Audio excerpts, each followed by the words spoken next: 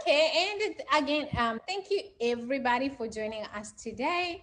And today, I actually am so fortunate to be having some awesome guests all the time. And so today, I am going to let her introduce herself, but our guest speaker is Sheila. I can't really say your last name yet, but I want you to introduce yourself and tell our viewers and our listeners in the radio who you are and what you do before we can get started. All right, so hi, good morning, almost afternoon to everyone. My name is Sheila Camacho. I am a public health educator. My degrees are in psychology and sociology. I'm also certified as a youth mental first aid, as well for adults. I'm excited to be here. I'm excited to have this conversation with you. And any questions that you guys may have, I'm here for them. All right. And Sheila, today we're going to be talking about COVID-19 and the impact of it. Yes. Yes, we're going to be talking about parenting through COVID-19. Yes. Exactly, parenting through COVID-19. And I know you're American. It's a little bit different, So I'm from Kenya, so we also have a lot of people. Let's just say we have people worldwide that are listening, and so they would want to hear, as a psychologist, what you have to say on this. So, but what is common everywhere is that we have now children staying at home, kids that used to go to school, but now they're home. And, some families, they probably cannot feed all these mouths now. And so the stress level is, keeps going up. And sometimes parents tend to take it out on their children, whether they know it or they don't know it sometimes. So you tell us psychologically what is happening and how is COVID-19 pandemic affecting us? All right. So, what I can speak on is that we understand that when during the pandemic, a lot of people may have lost their job or had a reduced amount of hours of work. Something that we do know through studies that shows is that when there is stress, such as job loss, like financial reasons, we do see an increase in some form of abuse, whether it's intimate partner violence, so two people that are together that are going out, domestic violence, or unfortunately child abuse. So we do want to, I will be talking on how as a parent to realize what our emotions truly are, and when we are realizing that the stress is getting too much or anything like that, how do we bring ourselves from a 10 back to a 6, and realizing that part of everything, part through parenting, is a lot of experience. We learn through experience, not necessarily through reading tens and thousands of books, but how do we make it better so we can teach future generations how to cope with a pandemic, how to cope with stress, how to cope with anger. And at this time, we also need to understand like sadness, right? A lot of people are feeling sad or overwhelmed, and how do we deal with that, whether you're a boy or a girl? Okay. Mm-hmm. And so when we have, loss of jobs, and, the frustration, of not making ends meet, how do you parent? What do you tell parents? So usually what we like to remind people is that it's not a failure on yourself, because a lot of people will take it very personal, like, what did I do to lose this job? Like, this is something that is not within our control. And one thing we remind people is that we can only control ourselves. We can't control everything else. So one thing is always buffer up those resumes, make sure that we have like the latest one out there. Communicate with people that you've networked with. If you know someone, be like, hey, I'm currently looking for a job. How can I assist? Reach out to your local governments to see if there's any kind of assistance available out there. And then the other thing is, do not panic. I know it sounds counterintuitive, or how do you expect me not to panic when I just lost a job or something like that? Children, if they're little ones around us, will feed off of our energy. And if they sense panic, they will also start to worry. Okay.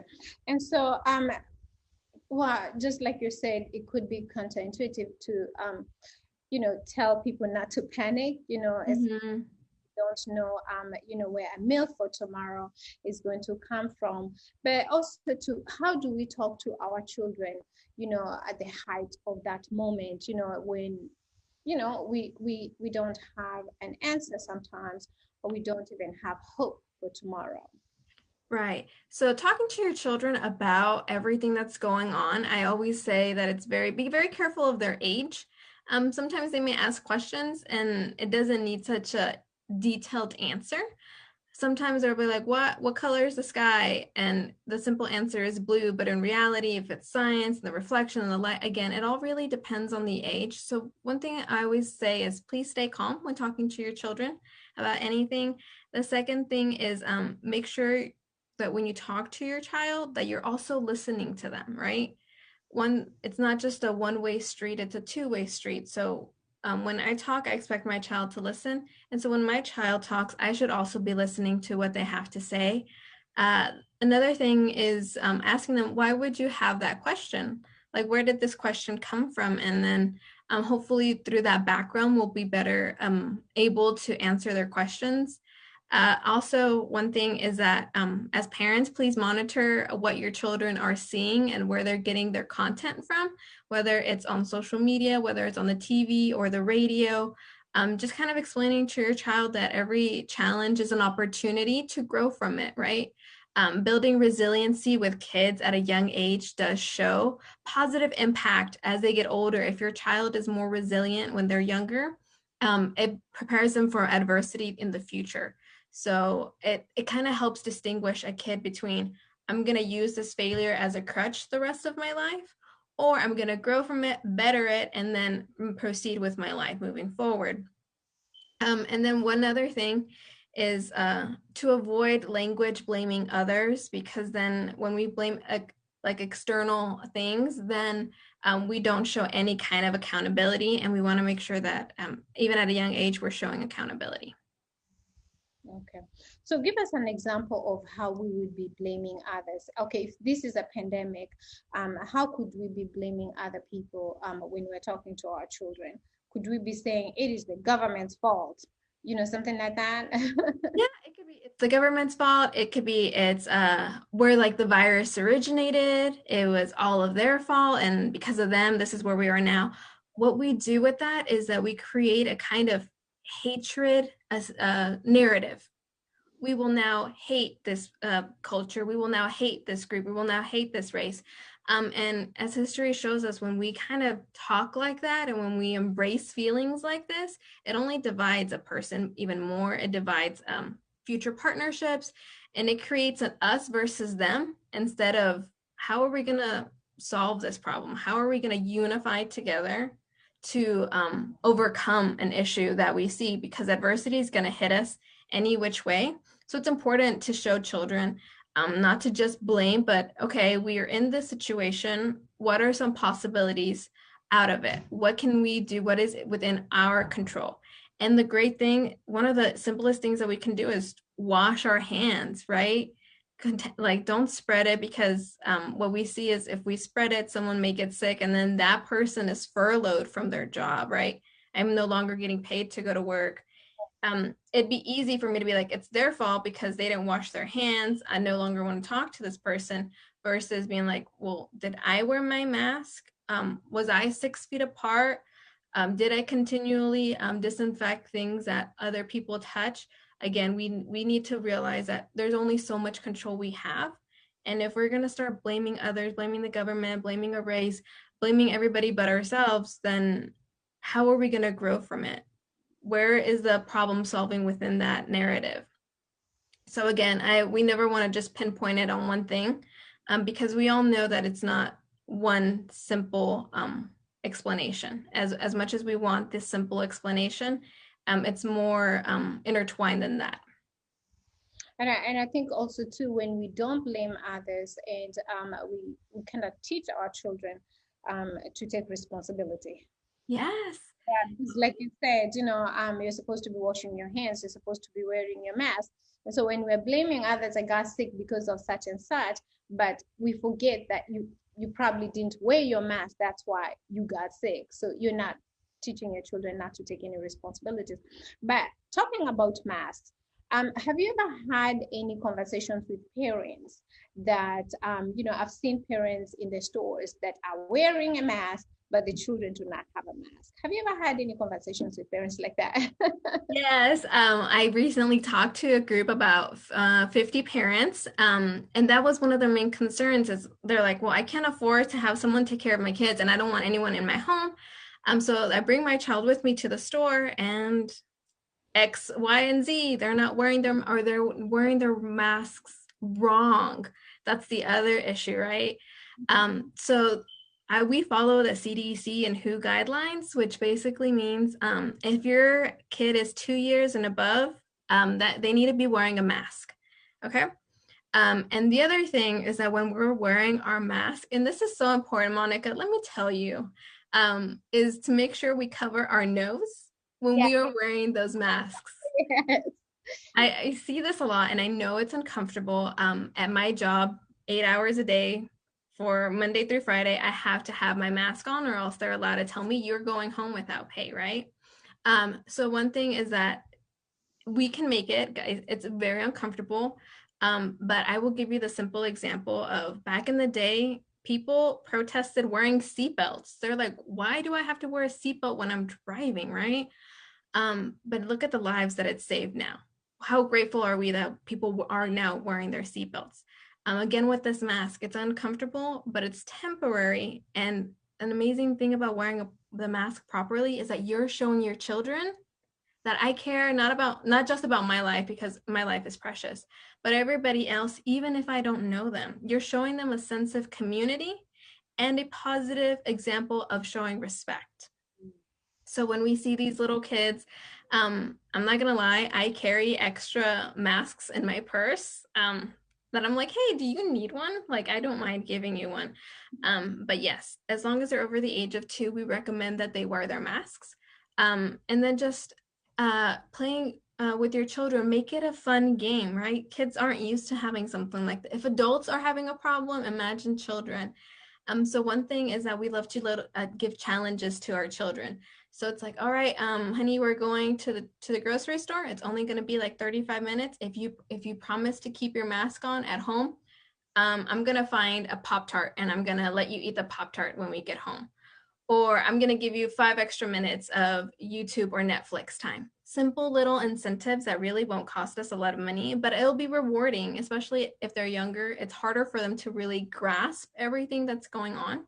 So we want to make sure that it's a fun little challenge for them. Okay, so now parents are faced with a decision whether to send their children to school or not.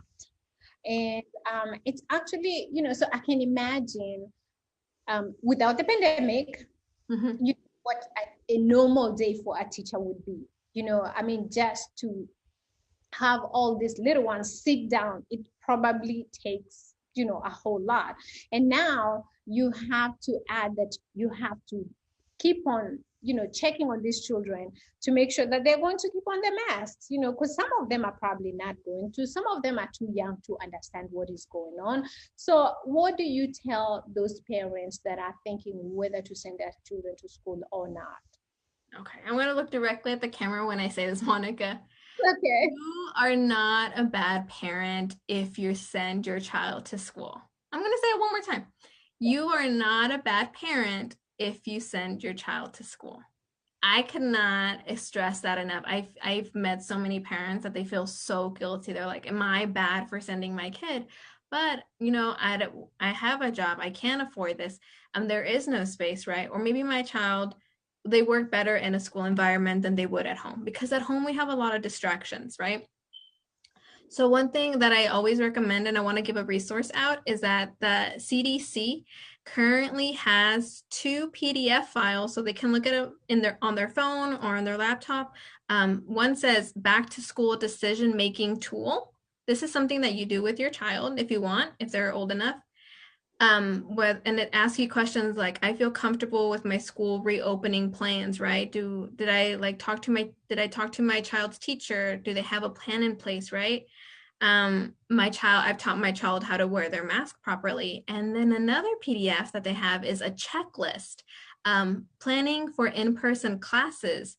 So kind of like identifying the point person at school if I find out that my child gets sick or something, or making sure that, hey, in case they do test positive, who are they going to contact, mom or dad, right? Or how fast are we going to find out about it?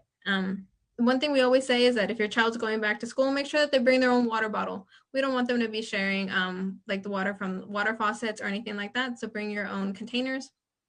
Have your own little Germix thing on your backpack just in case. But yes, so there's these two little tools that parents can use that will help them make these decisions. And then just kind of talking to your kid about this. And one thing is, again, you are responsible for protecting yourself and others. So are you going to be a superhero? Are you going to be an active person in your society? And just kind of putting it back on them. Like, it's not, well, everybody else is wearing it, so why do I have to wear it? When I hear that, I always say, well, who cares if I'm drinking and driving if you're sober and you're driving your own car? Even if when, like, me drinking and driving my own car puts everybody else at risk, right? But why is it their business if everybody else is driving sober? Same thing with the mask. Just because everybody wears it and you don't doesn't mean that you're going to be immune or that I have no responsibility in this. It's everybody's participation helps create that change. So do that checklist. Make sure we've talked to our kid about it. And then if you choose to do online school, make sure that you have a designated place where they can use their school computer. We really don't recommend it be in their own bedroom because studies show that if I work on my bed, if I do my job on my bed, that bed is no longer going to be a place for me for my body to fully rest because now my body's going to associate it with my work. Right. So if we can find like maybe like a dining room table or like a little desk or something, that's always helpful. Okay. So that reminds me because I have a college age child who does homework in his room. So I need to get him out of there then. Yes, we usually do if space allows it, that's all about if space will allow it. If we can't, I mean, again, we work with what we have, but if we can possibly take that workstation somewhere else, we recommend it just because we want it to be a place where I can relax. And plus, if I see a bed right next to me, maybe I can take a nap, right? Okay. So if we are thinking about sending our children back to school, you tell us, are the classrooms small enough so parents can feel comfortable that they're sending their children to a safer, or a safe place? What precautions are schools taking? So that unfortunately the answer to that question is it depends. It depends on the rules that are mandated. It depends on the school's capacity. I'll give you an example. There's a different district around. So I'm from Dallas. There's another county where kids don't have to wear masks unless they're in high school. What? Yes, I know. But my brother goes to a private school. And what they do there is that they don't get up from their desks and they don't go from one class to another. Their teachers will actually come into their classroom as to avoid a big crowd in hallways. They will eat their lunch on their desk and in their class. They will have different times of recess so that's as to not have that many kids there. They have turned off like the water faucets and they have to bring their own water bottles. Every desk has a Germex on it. They have to have their masks on or else they could possibly be sent to detention. And it's very much like this. And it's been very effective, right? Parents feel comfortable, everything like that. But I understand that that's from a private school privilege point of view. Some schools don't have that, unfortunately, that kind of ability to do this. So they do the best that they can. So some schools are really good. Like they were able to get enough hand wipes, hand sanitizer, everything that they will wipe down every desk as soon as that period is over, right?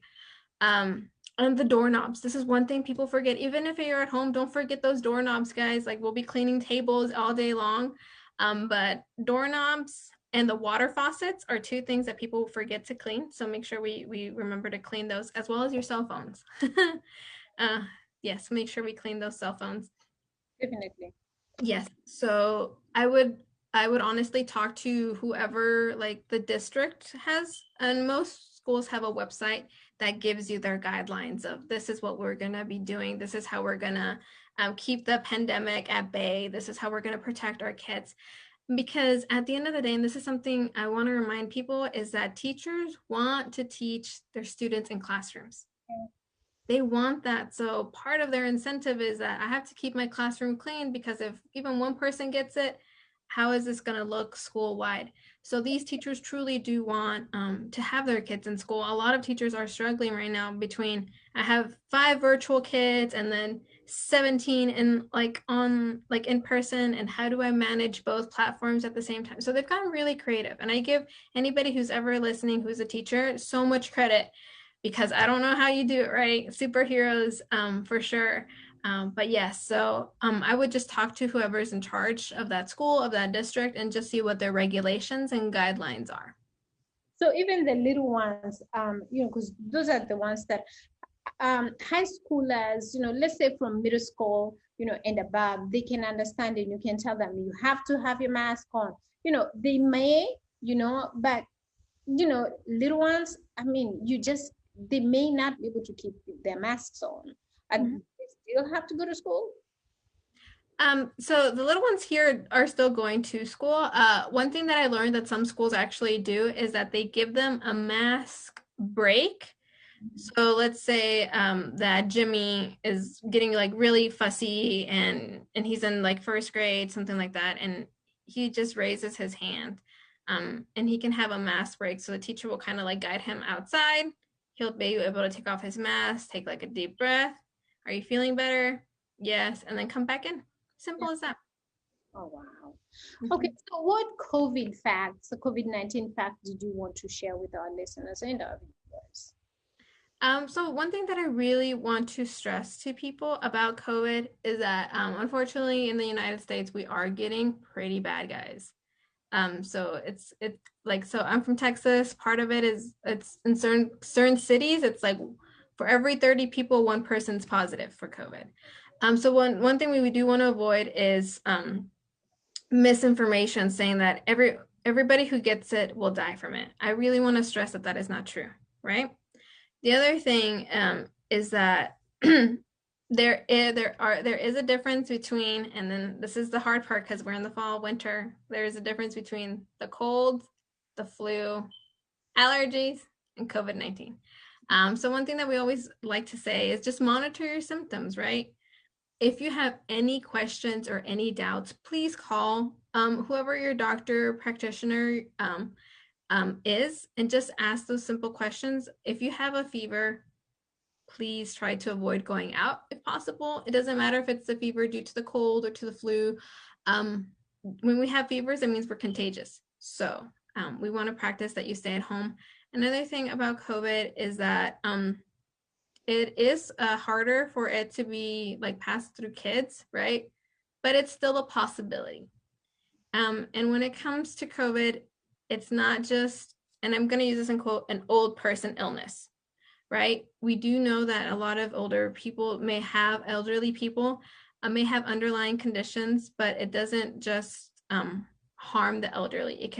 We've seen cases where it's unfortunately teenagers have passed away, people in their 20s and 30s have. So don't make light of this situation. Again, the best thing that we can do currently is wearing those masks 6 feet apart. And the reason why, and I wish I could show you guys some like images, is that when two people have a mask on 6 feet apart, the being able to pass it to one another is very, very, very low. Doesn't mean that it's at 0%, but it's low enough where you can feel comfortable. Um, Whether you're inside or outside, people have this idea that, well, I'm outside, I don't have to wear a mask. Please continue to wear your mask, even if you're outdoors. And if you're visiting relatives, make sure that you are sitting 6 feet apart, that you are still wearing that mask. Because in some places we do like tracing, like, okay, so if you tested positive, who were you in contact with and who were they in contact with. So again, we want to make sure that we limit the number of people we interact with at the moment. There are some vaccines that look promising. So we'll keep an eye out for that for sure. But right now, just please wear your mask. And so next week is going to be Thanksgiving. So what are you advising people? Should we still have a Thanksgiving gathering the same way we've always had it, or should we now limit our Thanksgiving gatherings? Um, so I've heard mixed information about this. I know that we are currently encouraging people to not have huge gatherings, guys. I know this sounds rough and I know that is difficult. And I know people will say, well, we're not guaranteed tomorrow, so why am I going to cancel this opportunity to be with my family? And I always like to say, well, we sacrifice a little to gain a lot in the future. Right. And so let's make this a very exclusive VIP Thanksgiving. Whoever's in my house, that's who we're gonna have. Zoom actually took off the limit, from my understanding, of only 45 minutes. So people can enjoy a longer Thanksgiving with their relatives. Oh, wow. Yeah. So, I mean, even though we can't be together in person, it's still an idea to just talk to each other virtually.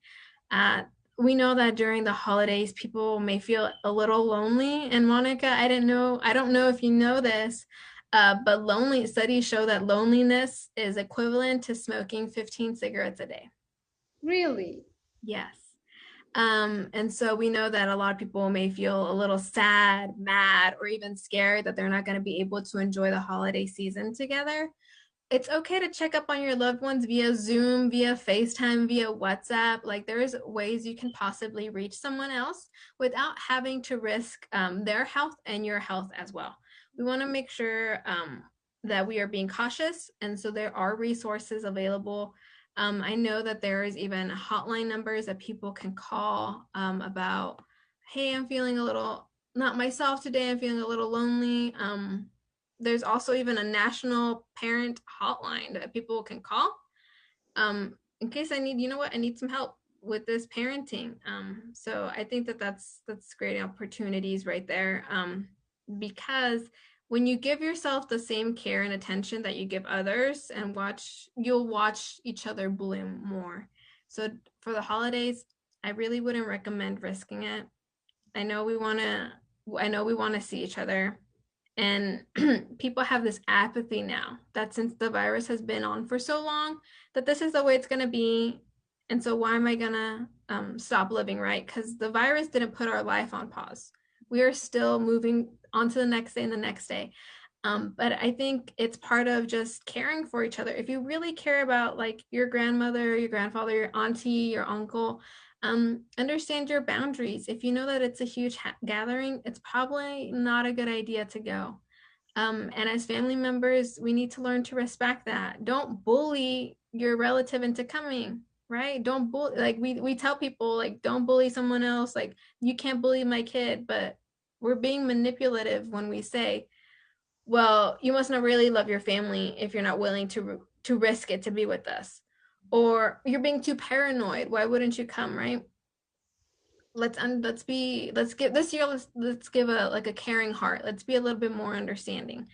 Because we may not know if they're currently battling an illness and they don't want to share it, or they're just being responsible and they know that if it's a big gathering of more than like 8 people, then maybe I shouldn't go. And they're doing this because they love you. So Thanksgiving, Christmas, I would recommend just your immediate family that lives with you. And then hopefully by next year we'll have some more things in place. We'll, like, don't worry, like, this is not a permanent state, guys. This is something that we're going to overcome. And then I always make fun of people who have like 50 masks, because I'm like, a year from now, 2 years from now, I don't know when, a couple months, who knows? What are we going to use these masks for, right? So one of my friends is like, I'm going to make a quilt and be like, I survived this. So it's temporary, guys, but in order for it to be temporary, we have to take care of ourselves and others. Absolutely. Absolutely. So how do we forgive ourselves, and what is there to forgive anyway? Yes. So I think part of that is acknowledging your feelings.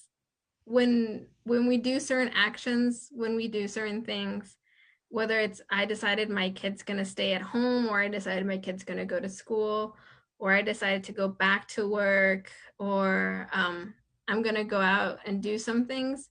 One thing I want people to make sure they know is to practice self-care, right? Self-care isn't selfish, as much as that sounds. And people will always give the same example of when we go on a flight and there's turbulence and then the bags fall down. We know that we need to put on our masks first before we do it for our kids, before we do it to the elderly.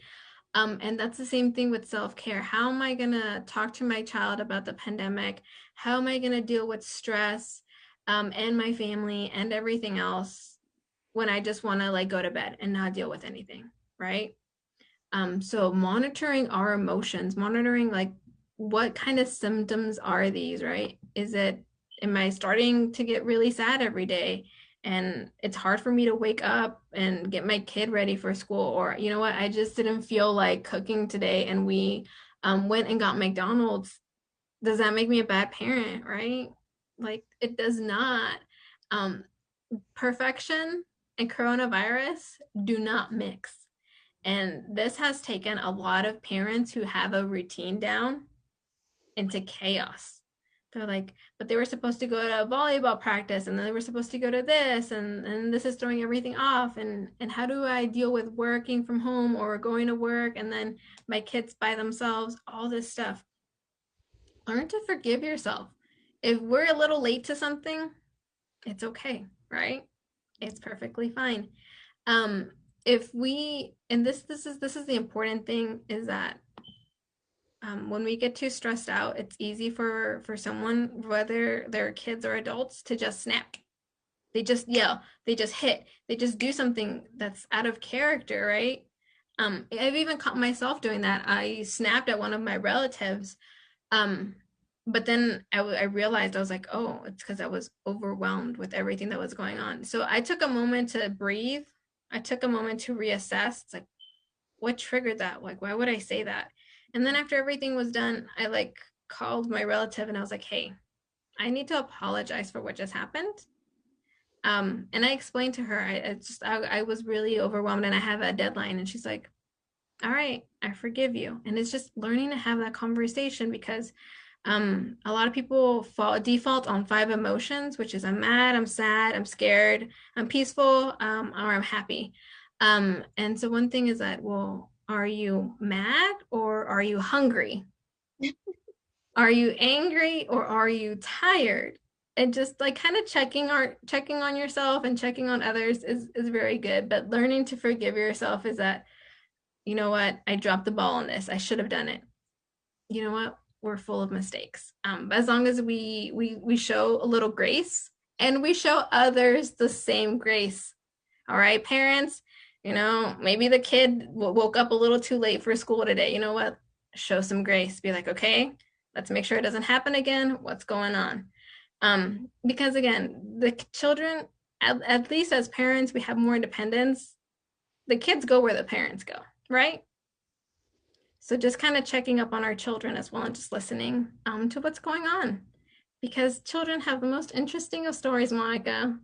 Go talk to your nieces and nephews and you're going to be like, wow, thank Yeah. goodness I graduated already. And sometimes we really do not listen to the kids. We expect them to follow instructions, and we as parents, we forget that we could be wrong as well. Yes. Oh, one thing I always say is when you expect your child to, when you're like, calm down, who taught you to calm down? Right. It's like I had to take a class on that as an adult. Like so when we tell our children calm down, what does that mean? Have we taught them that? Right? Have we taught them deep breathing? Have we taught them like, like assessment? Like have we been like, I'm starting to get angry. What do I do? Right? So it's just part of a learning experience as well. Wow. Okay. And so can you share some resources with us? Yes. Okay. So one resource that I always recommend, and this is the reason I recommend it, is because the internet is full of information. And the internet is also full of incorrect information. And one thing, when you work in the medical field, Correct and what is incorrect?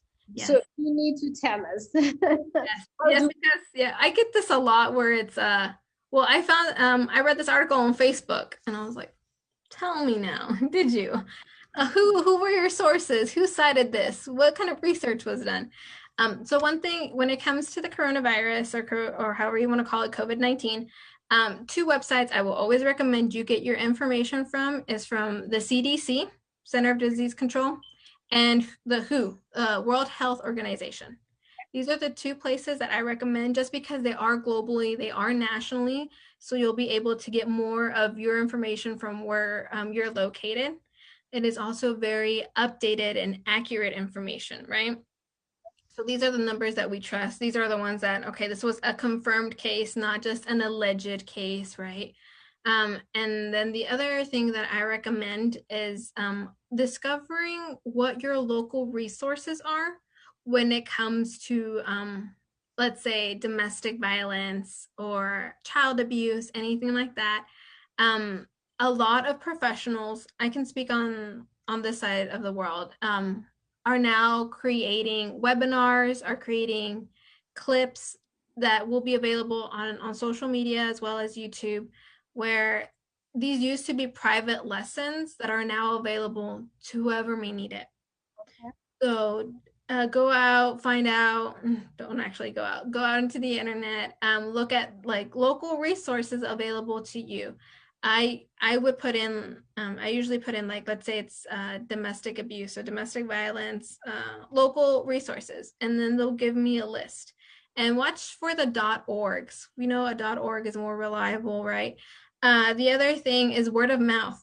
If I'm checking up on my group of, let's say I go to church and I had a group of my church buddies, how are we how are we checking up on each other, right? When we meet virtually, are we like assessing how is everybody feeling, like emotional check-in? How are you doing today? Where are we on a scale of 1 to 5? And then just kind of discussing, oh, I found this great tip from child care group about parents, let's make sure we set boundaries for ourselves. Just because I'm at home with my kid, does that make me available 24/7? If they see me cooking, do they know that 30 minutes is just, I'm going to be concentrating on cooking? Unless it's an emergency, my child can come get me. But besides that, we're teaching them independence at a young age. So parents showing your boundaries. Other thing is that parents deserve a timeout, at least a 5-minute timeout where we explain to our kids, and trust me, kids as young as like 4 years old will understand this real fast. Is that 5 minutes, mommy, 5 minutes, daddy, we're gonna be sitting down on a sofa, we're gonna be in our bedroom just listening to music that relaxes us, that relaxes our body, that reminds like our mind is connected to our soul. Even for 5 minutes, where as parents we can disconnect because we're on 24/7. Do not feel bad. That's like, well, I'm not giving those 5 minutes to my child. Our child will be fine. They know in case of an emergency, please come to parents and we'll make sure that we stress that with the child. But besides that, 5 minutes of parent timeout, of doing what will calm you down. Because if we're constantly on, constantly getting like information notifications, I subscribe to Bed Bath and Beyond. And I even got an email from them about like the coronavirus. And I was like, oh, I can't see this anymore. So just like 5 minutes of timeout of social media, unplugging, and even practicing this with your kids. If your kids see you do that, they will pick up on these habits too. And reminding them that it's healthy. Also, I don't know if it's available everywhere. I know it's available here. And I'm always going to plug this, is an app called COVID Coach.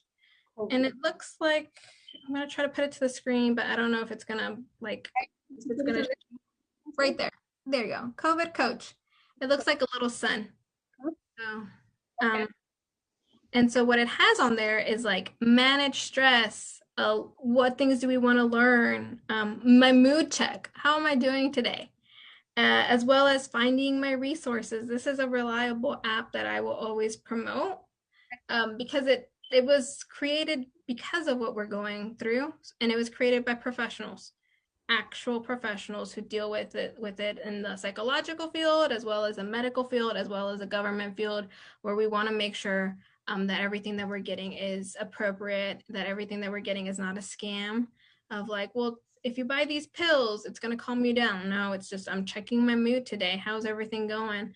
And they give you like little nice positive quotes at the top, and I'm always for that. So that's an app that is available. As well as one thing that I recommend as a resource is your own alarm clock. Okay. Which basically means that at what time am I going to let my body rest? Okay. And being a routine. Because if we're stressing our body out, one thing that happens is that our immune system gets compromised. Okay. Right? When we're too stressed, we become weak. And that's when illnesses like to strike. If my immune system is not at 100%, then I am more susceptible to some kind of like sickness or chronic headaches or anything like that. So use your alarm clocks on your phone, and remind yourselves, hey, it's time to drink water.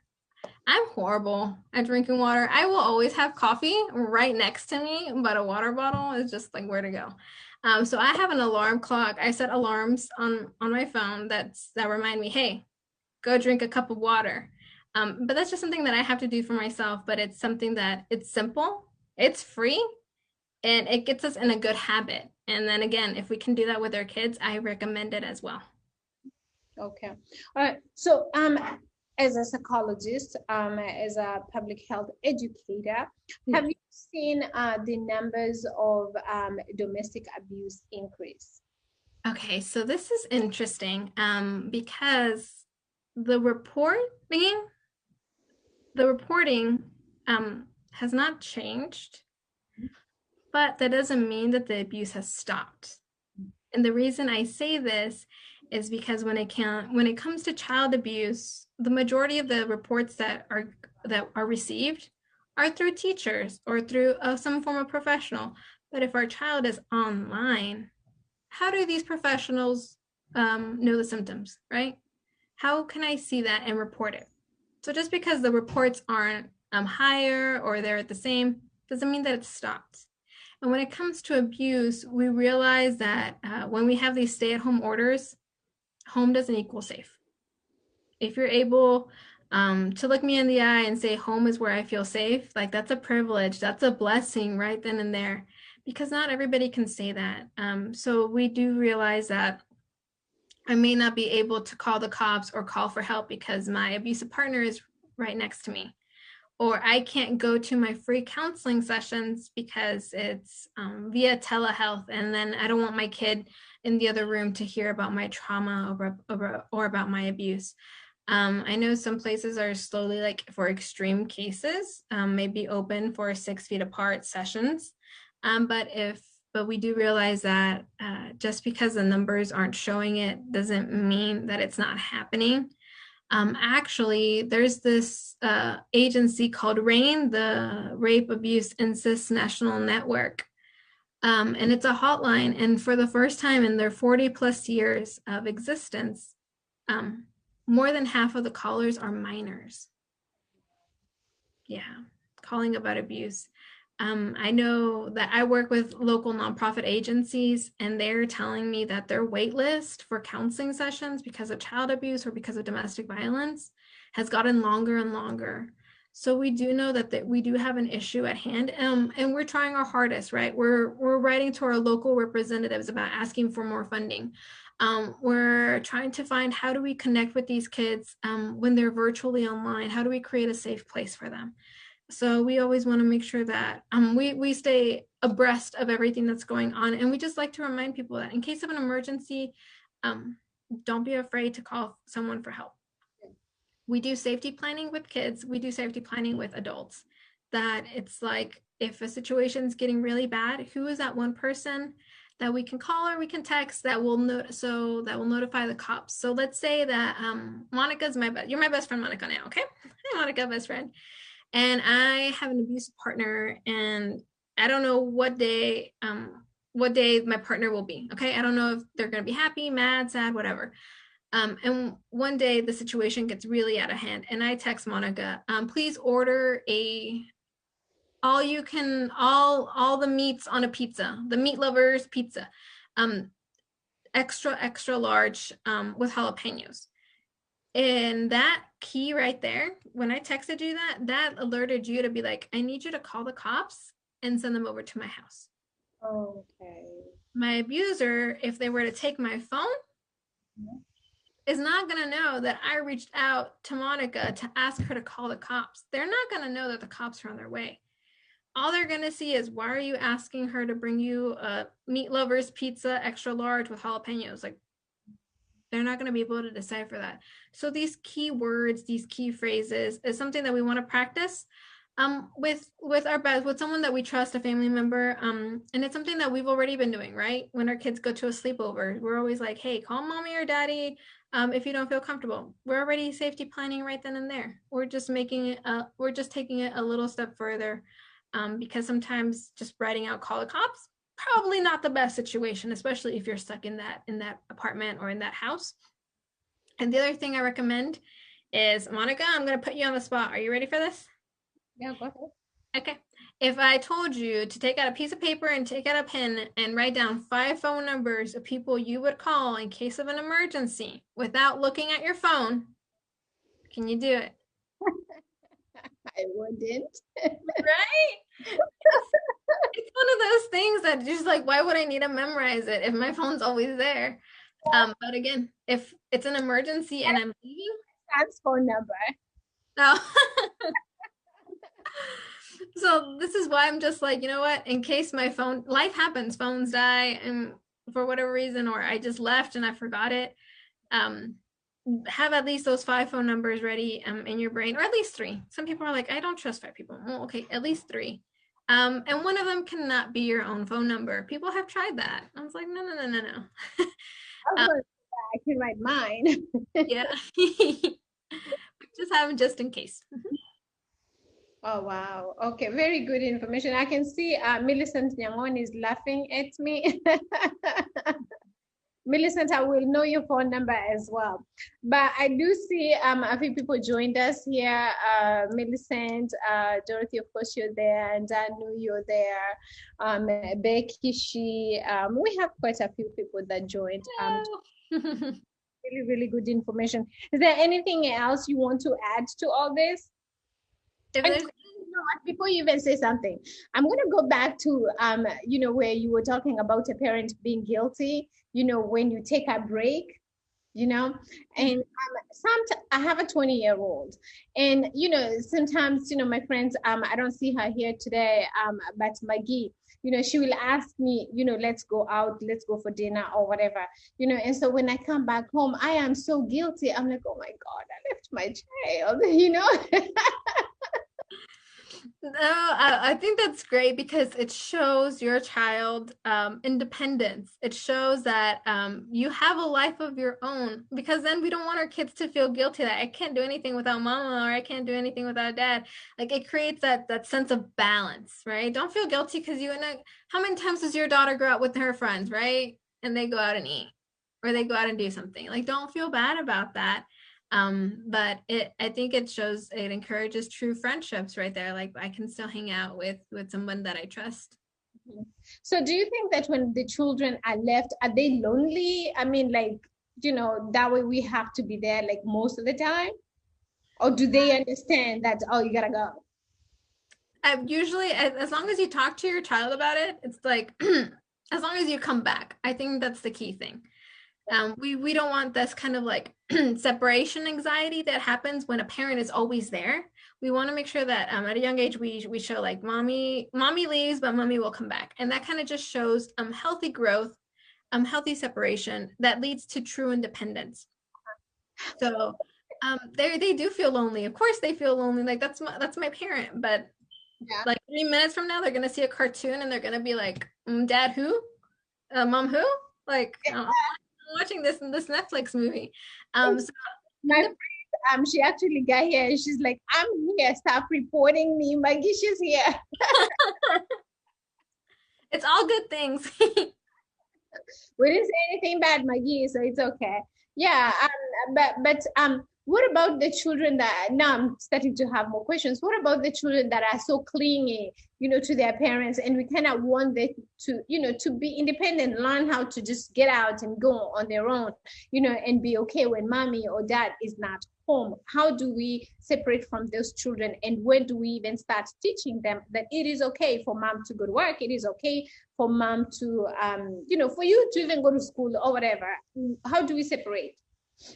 So actually, there's some great studies out there that we start to talk about separation from like the womb, basically from when they're born. It's like, have we been that parent that leaves their child in their own crib, right? Or they're the babies that are always with us, right?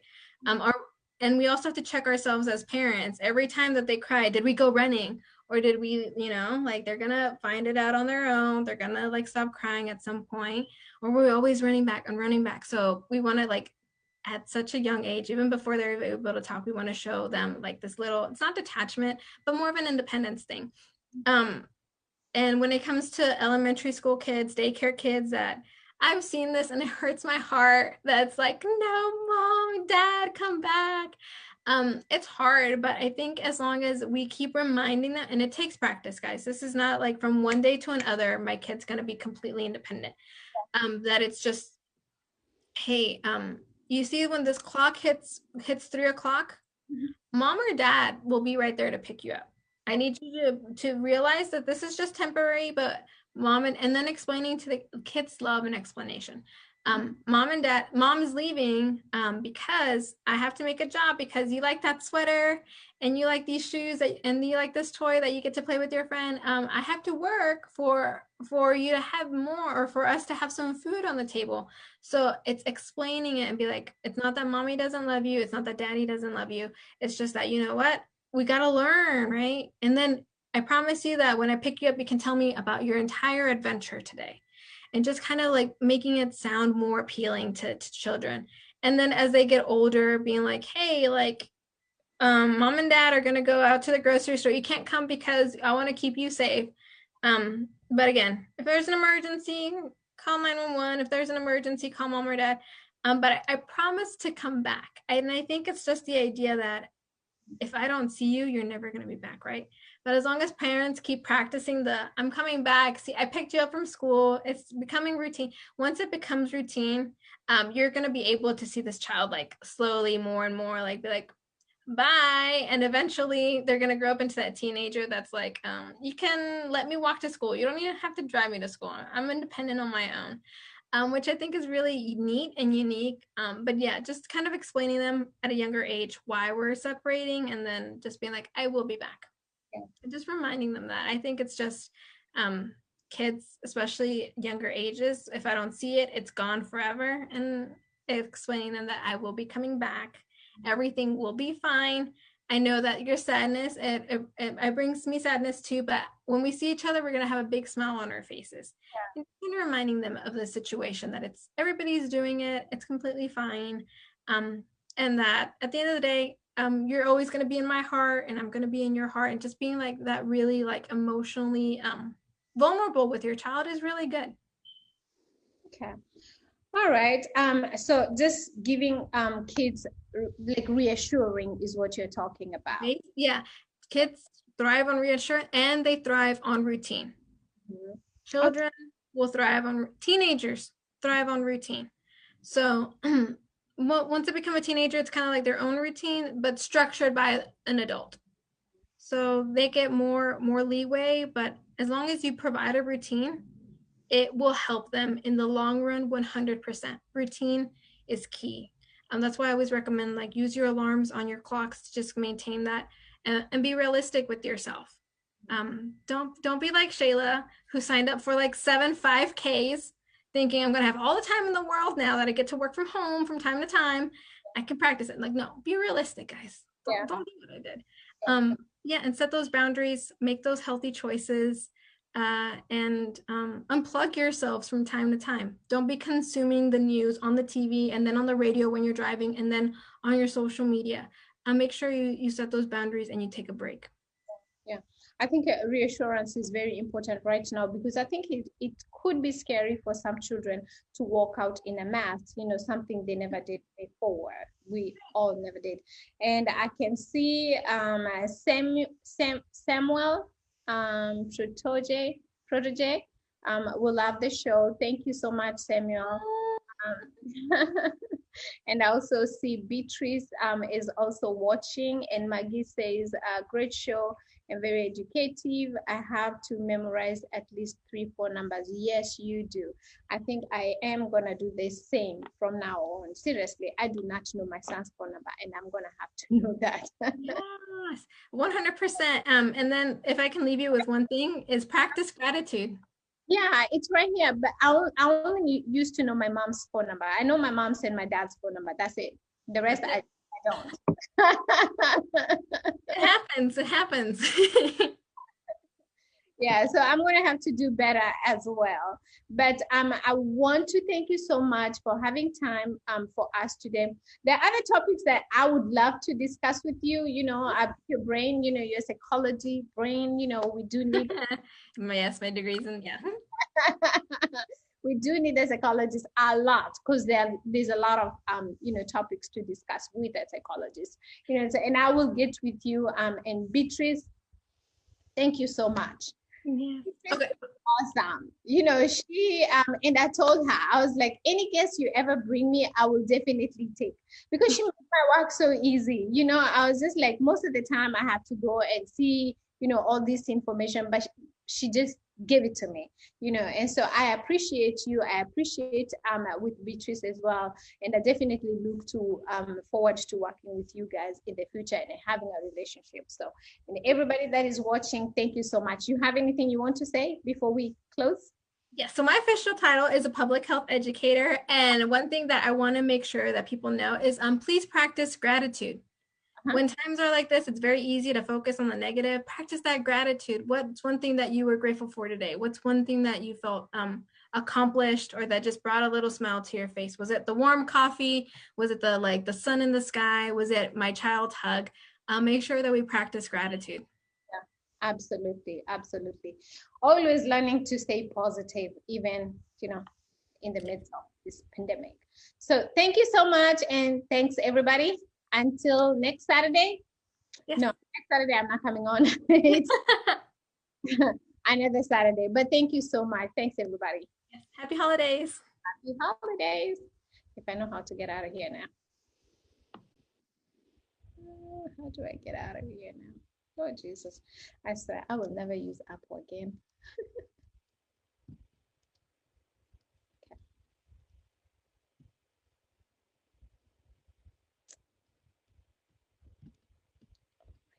This computer.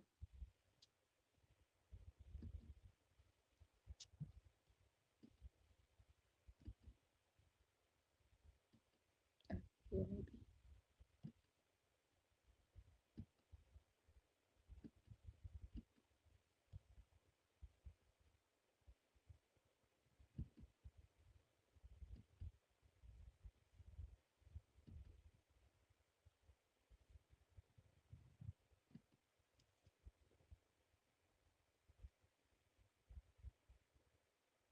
Mrembo.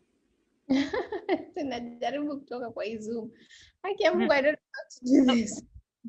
That iko live Facebook. I know. Miss Jukutu.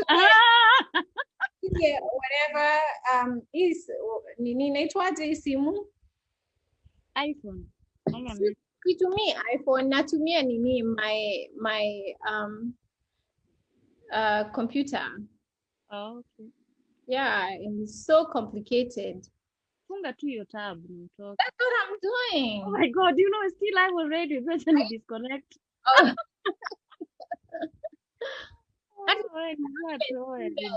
Went. Unajua, this computer has like all the those things that ziko huku chini. Sasa unashinda ukizitafuta. This is ridiculous. I'll just go back to my HP kwenye nimezoea, Hebu ita mjukuu akusaidia. Mjukuu amelala. Nilimwambia ati sasa siku hizi mimi ni pro. I know. Sawa, wewe struggle peke yako. Let me see. Pole. I think I'm off. Uko off Facebook? So. Hebu ngoja i-refresh nione.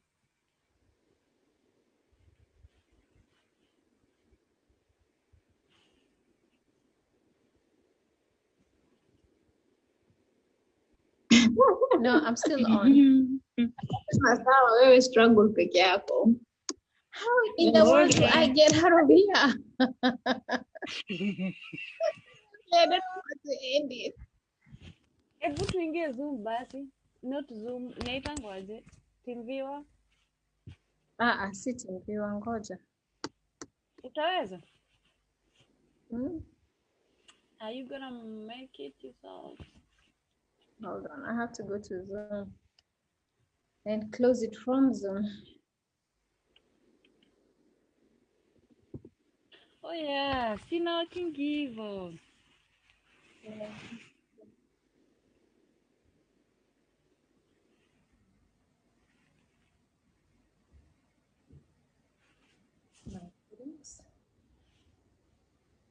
And